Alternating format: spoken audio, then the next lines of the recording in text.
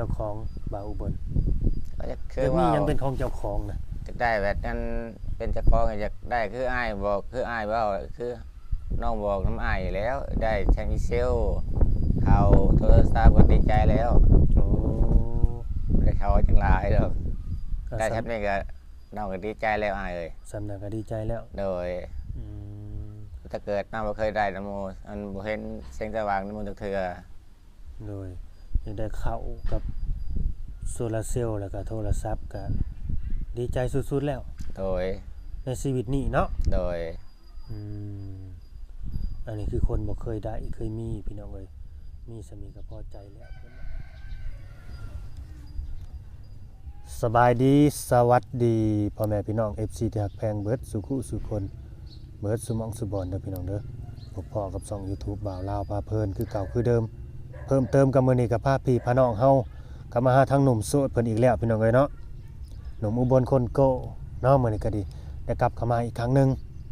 มื้อนี้ก็ดีเนาะหลังจากที่มื้อนั้นเพิ่นก็ออกมาแบบว่าเปิดใจพี่น้องก็อยากได้ลูกได้เมียก็แม่นอยู่แต่ว่าบ่มีคนเอาเนาะเราอะ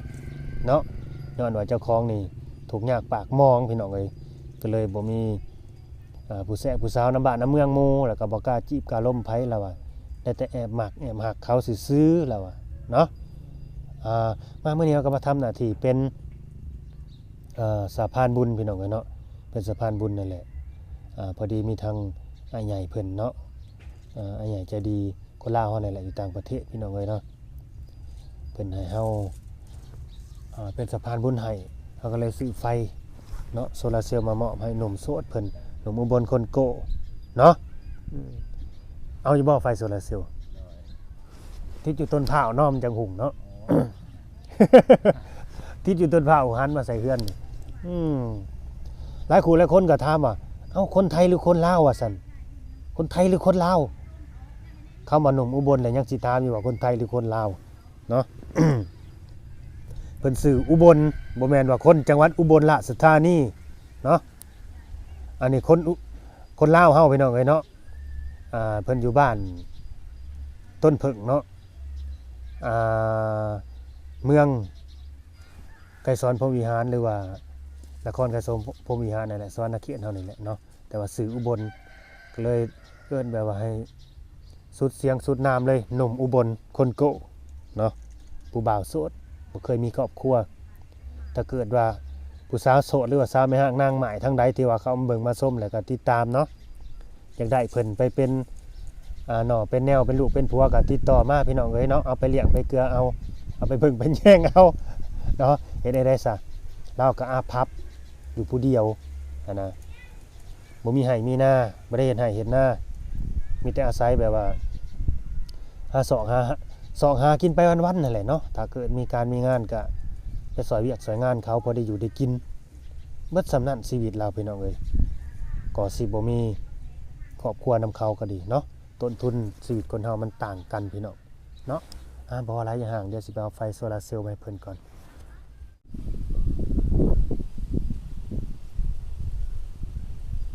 อันนี้แหละพี่น้องเอ้ยเนาะเป็นเฮือนบ่าวอุบลเพิ่นฟ้ากระจาดนี่ก็ยามมันสิรุดลงเลยแหละนี่เด้อโอ้ยอย่าตกมาใส่หัวกันได้เลย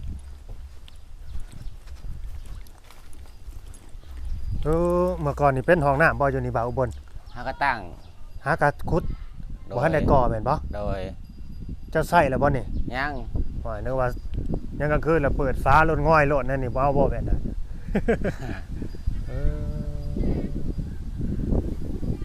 เฮือนนี่เมื่อก่อนมีขี้ไผ่ออกมาทางนี้อยู่บ่ โดย มีขี้ไผ่ออกมาอยู่ช่วงไซแบบว่ามันลายผ้าหลายปีแล้วมันห้างพี่น้องเอ้ยมันก็กุดเข้าเหียนเข้าเนาะ โดย แล้วมันผุมันพังหั่นแหละเนาะข้อยคิดว่านั่นน่ะนะ โดย เพราะว่านี่ก็สิเป็นเฮือนโกกเฮือนเข้าเพิ่นเด้แต่ว่าบ้านอันนี้ก็เฮือนซ่านเขาก็เจ้าก็ที่กันได้พี่น้องเอ้ยติดกันเลยเอ้ามีหยังอันนี้คือมีฮอดไฟใหม่บ่าวอุบลภาคอาจารย์นี่ มันใหม่ตะกี้มันเป็นของผ้าได้เถอะ โอ้เป็นห้องผ้าบ่ โดย มีฮอดไฟใหม่ จุดเทียนรถมันลืมหม้อรถไปซื้อของมารถไฟใหม่ โดยเอาสบายดีก่อน สบายดี โดยอืมหนาวอยู่บ่เจ้าก็ดิ เอาอยู่ หนาวเนาะกินข้าวแล้วบ่มื้อนี้ กินแล้ว กินกับหยังล่ะ เจอกระปู แจ่วกับปู โดย ก็สุดแซ่บน้ำแจ่วกับปูนั่นตัว เจอกระปูกับเจอประเดก แจ่วกับปูแจ่วปลาแดก โดย อืมคือได้หมวกได้วอร์มงามแท้ โอ้นี่ก็แต่บวชแต่เป็นโจวตะกี้ โอ้เจะเคยบวชบ่ โดย อันนี้ไฟโซลาร์เซลล์พี่น้องเอ้ยเอาให้เพิ่นเนาะหึจะติดเป็นหรือบ่จะติดเป็นอยู่บ่ เป็นแล้ว บ่เป็น โดย อ้าวบาดนี่ติดกับบ่เป็นพี่น้องเอ้ยบ่เป็นหยังเดี๋ยวขอยสิประกอบให้ก็ได้ โดย ประกอบให้ตะปูเจะก็มีอยู่นี่ บ่มีแล้วเนาะ คอนตีก็บ่มี บ่ เดี๋ยวให้เบาแอร์ได้เนาะ โดย ให้เบาแอร์เพิ่นมาตอกมาติดให้ก็ได้เพิ่นก็น่าสิเพิ่นไปไสเดียวนี่ ตั้งเทื่อว่าอยู่ในบ้านอยู่เฮือน แล้วบ่ได้ไปตัดหน่อยบ่ได้ไปเฮ็ดเวียกจั มั ง น บ่ ขายเครื่อง โอ้ ขายระบบน้ำหวาน อยู่ในเฮือนเลย โดย บ้านนี่ก็เป็นหมู่บ้านใหญ่อยู่เนาะ โดย เพราะว่า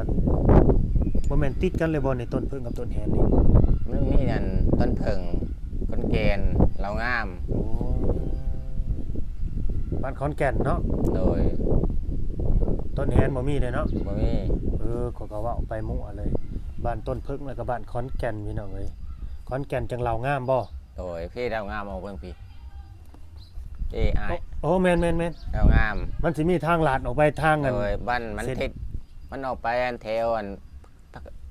บ้านเราแล้วมันออกมีทางออกไปบ้านโพน แม่น บ้านใหม่ บ้านเรางามนี่มันสิออกไปทางกัน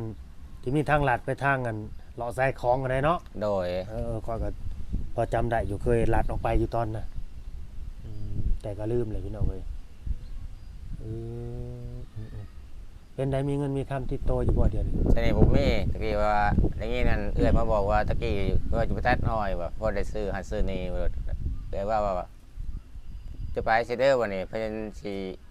เรื่องซอยเหลือว่ากูจะไป ทีแรกว่าสิไปตัดน้อยมื้อนี้ โดย จะไปตัดน้อยนี่ได้มื้อเท่าใด ทั้งเทื่อก็มัดหนึ่ง1,200เทื่อก็ได้อยู่มือหนึ่ง80 80มัด 80,000 โอ้เอา ได้มื้อละ80,000 โดย มัดละ1,200 โดย 80มัด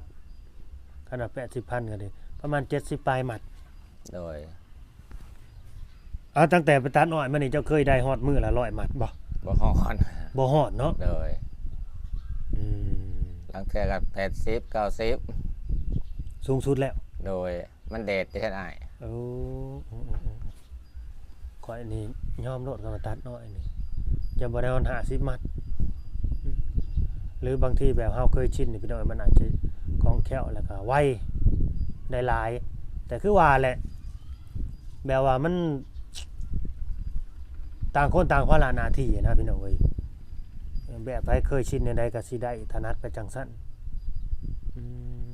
ดีใจจะบ่ได้ไฟโซลาร์เซลล์ ดีใจ สิเพื่อนก็สิได้เห็นหุ่งสว่างสวัยแล้วเนาะบ้านนี้เนาะ โดย อยู่ในความมัน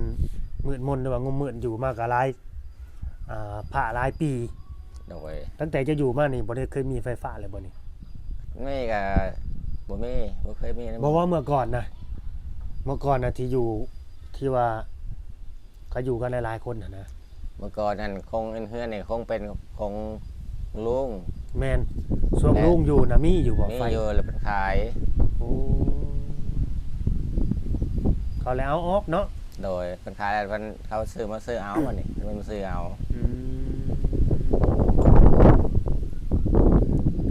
มีคนนั้นอยากได้จะไปเห็นเรียกนำอยู่ได้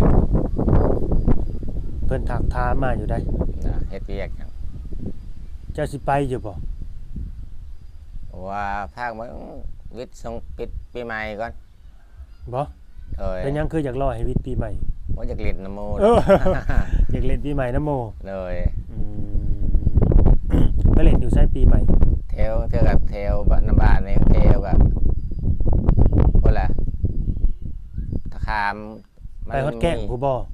โดย เจ้าก็ไปฮอดแก่งกับเบาพุ โดย อ๋อไปน้ำหมู่นี่บ่ ไปน้ำโมรถใหญ่นี่แหละ โอ้ไปน้ำเขาเนาะ โดย ไปเล่นไปเบิ่งน้ำเขาไปม่วนน้ำเขา ค่ารถบ่แพงเนาะประมาณ30นี่แหละ อืม ไปมาไปกราบก็30 โอ้ไปกลับ30 โดย ไปทาคามแก่งกับเบาบ่ โดย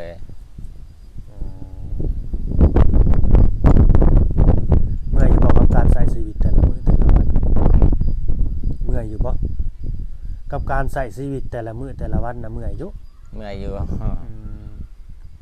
ในความคิดของเจ้านี่เจ้าก็แบบอยากได้หยังเป็นของเจ้าของบ่าวอุบล ก็จะคื คือ อมี ว่า หยังเป็นของเจ้าของนะ จะได้แบบนั้นเป็นเจ้าของอยากได้คืออ้ายบอกคืออ้ายเว่าคือน้องบอกน้ำอ้ายอยู่แล้ว ได้แชงอีเซลเขาโทรศัพท์ก็ดีใจแล้ว โอ้ ได้เขาจังหลายแล้ว ก็ ได้แทบนี้ก็น้องก็ดีใจแล้วอ้ายเอ้ย สำนักก็ดีใจแล้ว โดย อืม ถ้าเกิดน้องบ่เคยได้นะโมอันบ่เห็นแสงสว่างในมือเถื่อ โดยอยากได้เข้ากับโซลาร์เซลล์แล้วก็โทรศัพท์ก็ดีใจสุดๆแล้ว โดย ในชีวิตนี้เนาะ โดย อืมอันนี้คือคนบ่เคยได้เคยมีพี่น้องเอ้ยมีสามีก็พอใจแล้วเพิ่นว่าแม่นอยู่เฮาบ่เคยได้รับหั้นนะบ่มีโอกาสได้รับจุดนี้ขนาดสิไปหาเงิน ทางไกลบัดบ่มีต้นทุนนั่นน่ะว่าเพิ่นสิไปทงไปไทยบัดได้เห็นบัดเห็นเบอร์อีก โดย สมัยคุมื้อมันแห่งยุ่งยากพี่น้องกันว่าไปไกลต้องไปถูกต้องนะบัดจะเอาเงินในไสมาเฮ็ดพาสปอร์ตค่าพาสปอร์ตเฮ็ดใหม่ก็5-6,000 บาทแหละ ได้6,000 บาทค่ารถอีก โดยอันนี้บ่แม่นดูถูกเจ้าเด้อบ่าวอ้วนเด้อ โดย บ่แม่นเว้าดูถูกเจ้าเด้อตั้งแต่รู้จักความมานี่เคยได้จับเงินฮอด10,000 บาทอยู่บ่ บ่ บ่เคย เคย สูงสุดเท่าใดบ่าวอุบล สูงสุ เอา ด เป็นเงินบาทซะสูงสุดเจะได้จับจักพันจักร้อย ประมาณ 2,000นี่แหละ3,000นี่แหละ ประมาณ 2-3 พัน โดย อันนั้นก็หลายสุดแล้ว โดย เงินกีบได้ซะว่าพื้นเงินกีบบ้านเฮาบ้านนี่ เอ ประมาณจักล้าน ท่านหนึงมันก็ตกอยู่ สมมติว่าเป็นเงินลาวนี่ก็ 600,000ตอนนี้630,000ตอนนี้นะ โดย 1,000นึงนะเอาง่ายๆซะเงินบาทเนาะ โดย เจ้านี่ได้จับสูงสุดนี่บ่เกิน 3,000 บาท โดย และเงินกีบเด้เคยได้จับฮอด1ล้านกีบอยู่บ่ เคยอยู่ เคยอยู่เนาะ โดย อันนี้คือเป็นของเจ้าของแม่นบ่ โดย แต่มันก็เบิดเนาะเพอเฮาซื้ออยู่ซื้อกินใช้จ่ายเนาะ โดย เสียหันเสียน้ำมูแล้วเดินน้ำบานนี่ก็เสียหันเส้นนี่แหละ เวลามีคนล้มคนตายเยอะก็เสียน้ำหมูบ่ เสียอยู่ โอ้เขาก็มาเก็บประกันพื้นกันไฟเนาะ หัวหนึ่ง5,000กีบข้าว1โล จะก็ได้เสียแต่เงินนั่นแหละเนาะ โด เขา ย บ่มีได้ซะ โดยเทื่อข้าวมีก็เสียน้ำมูมึงเทื่อบ่มีก็บ่ได้เสีย อืมเขามีก็เสีย แต่ถ้าเกิดอยู่บ้านนี่เด้ออันนี้คือเวียกบ้านเนาะเกิดเนาะ โดย เวียกส่วนร่วมกับแม่นก็ได้ไปเฮ็ดนํเขาอยู่บ่ บางเทื่อก็ลงเทื่อว่างๆเพิ่นมาบอกก็ลงเพิ่นมาบอกก็ไปตัดอ้อย ของเฮาบ่ฮู้เนาะ โดย เฮาก็ไปหาเงินและเลี้ยงปากเลี้ยงท้องเฮาแม่นบ่ โดยวันนี้ก็เพิ่นลงไปเฮ็ดเวียกร่วมมันก็มุ่งหลังคา อยู่ไส อยู่นวัดนี่แหละ โอ้ เฮ็ดเฮือนครัว มื้อนี้ก็เฮ็ดเวียกร่วมอีก โดย ไปตัดน้อยนี่ไปตัดอยู่ไสย่างไปบ่ เทื่อก็ไปแถวกังแฮดเทื่อน้ำบ้านนี่แหละ โอ้มีรถพาไปแม่นบ่เก่ง โด แฮะ ยรถฮอนได อืม แต่ก็ ตื่นแต่เช้าไปว่ามันตื่นกัน5 โมง 6 โมงก็เตรียมแล้วออกไปถ่ายอยู่ตลาดนี่ดิทาง โอ้ หายมา ไปถ่ารถเขาอยู่หัน โดย ได้เสียค่ารถเขาอยู่บ่ไป บ่มันได้เสีย ไป เสีย ตัด แต่เสียแต่อันได้กินแต่น้ำซื้อกับข้าวเอง อืมไปตาหน่อยอยู่แกงแหกพุ่น โดย ก็ไกลเติบเลยเนาะ โดย ก็ แต่ แม่น ว่าไปตัดน้ำบ้านนี่ก็ตอนเช้ากินกับข้าวของตอนเที่ยงกับของเพิ่นอ้อยเพิ่นเลี้ยงได้ตอนเที่ยง อืม เลี้ยงกับข้าวอะ เดี๋ยวในเบิดแล้วบ่อ้อยนะบ้าน ยัง ยังมีอยู่เนาะ โดย อืมอยู่บ้านนี่เขาจ้างมัดเท่าไดบาทนี่ มันเจอกับ1,100 โอ้คือหมายถึง1,200นี่คือจะไปแกงแหกผู้บ่ โดย1,200 1,300เทื่อกัน อ่ะสู้ๆไปเนาะ โดย เฮ็ดได้แหละคนเฮามันบ่มีใครอยากถูกข์อยากลำบากดอกเนาะ โดย แต่มันเลือกเกิดบ่ได้พี่น้องเอ้ยบางทีก็เป็นน้ำบุญวาสนาของเฮานี่ก็แม่นแต่ก็จงดีใจจงภูมิใจแหละที่ได้เกิดมาเป็นคนที่ว่าสมประกอบน้ำหมู่อะนะสมบูรณ์แบบแล้วก็แข็งแรงแบบว่าหาเงินได้เด้ซะเอาหาเงินแบบว่าเลี้ยงปากเลี้ยงท้องเฮาได้หั้นนะถึงสิได้บ่หลายก็พอแต่ได้กินก็สร้างมัน โดย เนาะ โดย ดีมันสิบ่ดีกว่าเฮาไปขี้หลักไปปุ้นเขาล่ะว่าเนาะ โดย ดีกว่าเฮาไปหลักเขากินได้เฮาไปหาแบบว่าด้วยความสุจริตเอาญาติเหงื่อเอาเหือเอาแห้งเฮาแลกเอาหั่นนะเฮาก็ภูมิใจตรงนั้นถึงสิได้น้อยก็สร้างมันเนาะ โดย สู้ๆไปเด้อ โดย อืมโอเคพี่น้องเอ้ยเฮาก็สิได้จบคลิปเนาะก็สิได้เอาเงินให้เพิ่นจักเล็กจักหน่อยแหละพอให้เพิ่นได้ซื้ออยู่ซื้อกินข้าวสารน่ะมีอยู่บ่เดี๋ยวนี้ บ่มีนะ เอาไปกินข้าวอยู่ไสซะมื้อเช้าน่ะ เช้าก็มีอยู่หัดมาได้เทื่อหนึง2 เทื่อแหละ แล้วเอาข้าวในไสมาม่าน่ะ เทื่อก็ไปให้ป้านี่กับเพิ่นก็ตักให้ โอ้ พี่น้อง เพราะว่าเพิ่นฮู้เฮาบ่มีเนาะ โดย เขาก็สงสาร โดย นึกว่าไปหาขอ เว้าจังก็แม่น โทษเด้อเจ้าก็เคยแบบว่าออกไปหาเลาะขอหมู่อยู่บ่ ไปอยู่ ไปคือกันบ่ ไปเฮือนพี่น้องให้ไป ฮะ ไปแถวเฮือนพี่น้อง ไปขอคนอื่นก็บ่กล้า บ่กล้าแล้วเนาะ คือสมมุติแบบนี้นะบ่าวอุบลไปเลาะขอซะคือทั้งบ้านต้นแฮนเนี่ยนี่บ่แม่นบ้านขอนแก่นเนี่ยนี่แล้วก็ บ่ บ้านเหล่างามแบบนี้บ่กล้าไปแม่นบ่แม่นอายคน โดย เดี๋ยวนั้นก็สิถามว่าจะอยู่บ้านใดว่าสิว่าอีกบ่ โดย เดี๋ยวเขาสิว่าหมอนี่คนบ้านใดปัดสิว่าคือว่าคนก็ดีๆอยู่นะปัดสิมาหาเลาะหาขอข้าวขอน้ำขอไปขายบ่เขาก็สิว่าแหล้วเนาะ โดย เขาก็สิว่าออกไปหลายแบบใด ไปกับแถวคนเกณฑ์กับหาพี่น้อง อยู่ขอนแก่นก็มีบ่ มีอยู่คนรู้จักกันนี่แหละ โดย แต่รุ่นพ่อรุ่นแม่ว่าล่ะ รู้จักกันเนาะ โดย โอเคเนาะเดี๋ยวสิเอาเงินให้เพิ่นพี่น้องไว้ซื้อกินน้ำจิตน้ำใจเนาะอันนี้ก็เงินทั้งผู้ใหญ่ใจดีเพิ่นนั่นแหละเนาะ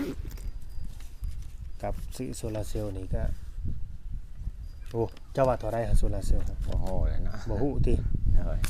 แพงเติบได้โซลาร์เซลล์น่ะก็ดีฮะเป็นได้คือสั่นแท้มือน่ะขอบใจเพิ่นดู ขอบใจละลายเด้อดี ผู้ใหญ่ ใจ ใจ เด้ ดี ดีใจได้เช่นดีเซลเด้ โดยขอบใจผู้ใหญ่ใจดีเพิ่นนะใหญ่ใจดีเพิ่น ใจ เนาะ เด้อ 400,000ซื้อโซลาร์เซลล์น่ะก็ดี โอ้ เนาะ400,000เฮาก็สิได้จบคลิปไว้ส่ำนี้แหละพี่น้องเอ้ย โดย เนาะฝากกดไลค์กดแชร์กดติดตามพี่น้องเอ้ยเนาะก็ดีใจนํเพิ่นบ่าวอุบลก็ดีเนาะสบายดีบ่าวอุบล สวัสดี โดย